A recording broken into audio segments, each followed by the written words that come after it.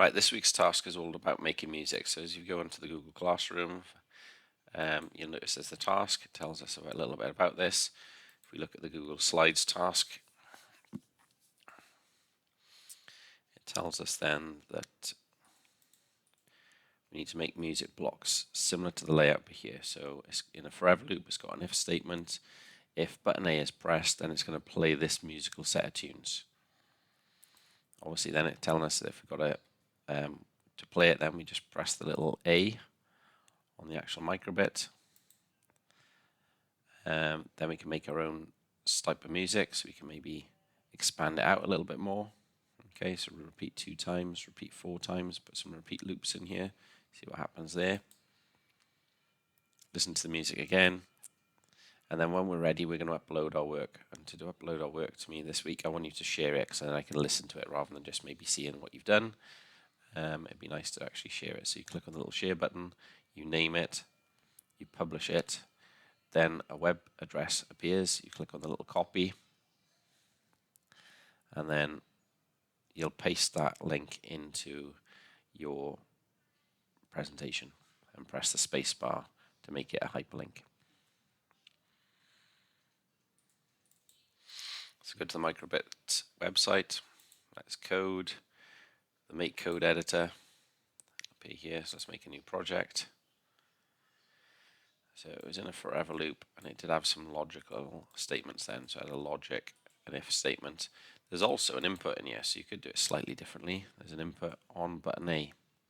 So there's already one of those there that we could just do it. We could do it that way if you like. Okay, rather than maybe just doing it the logic and then doing the input. Button A is pressed. Okay, but both of those would do the same thing. It doesn't matter which one of these two you use. Then you're going to put the music in. So play a note. I think it tells you to do a low C, I think, is it? It's the first one. But you can change it then. So some of you might be a little bit more musical minded than myself, and you can make some really interesting pieces out of it. Low A, middle C. Okay, so low A. And then drag the next one in. Middle C, drag the next one in. And keep flicking back and forth. These are middle D.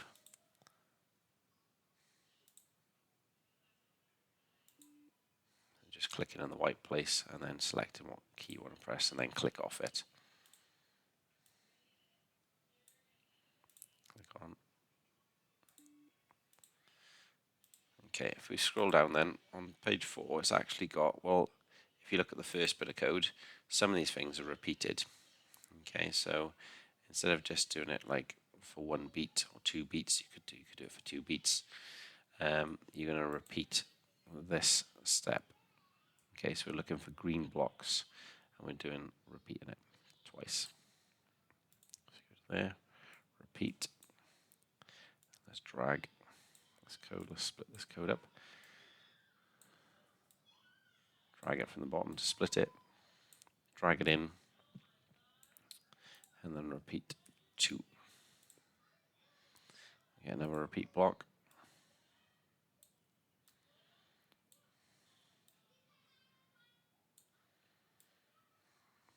Play sound. Let's change it to a different key. Let's have something else. Right, when I'm ready to try it on the microbit, I'm going to press the A, and then it'll play my music. So I'm ready to share that now with the teacher. So type in a name for it, click on share. The name will appear here. You can put your name under the end of it if you like. Click on publish. There is the actual website. So copy. Right, we need to go back to the classroom. And this time now we're going to go back to the evidence. So click on the evidence. Okay, and then you would actually go to view assignment, and yours would probably appear on the side here with your name on it. Okay, so it'll just say your name and then Microbit lesson 4, week 4. And then go to this and then Control and V to paste, because if I try and paste, it gives me that warning message. Remember, I need to install this software. You can do it if you want to install it, but Control and V, and then press the space bar to make it a hyperlink, and then that's ready to turn in. Okay, so I go back here, and then I'd be able to turn in that assignment. Good luck, and I'd like to listen to all your music.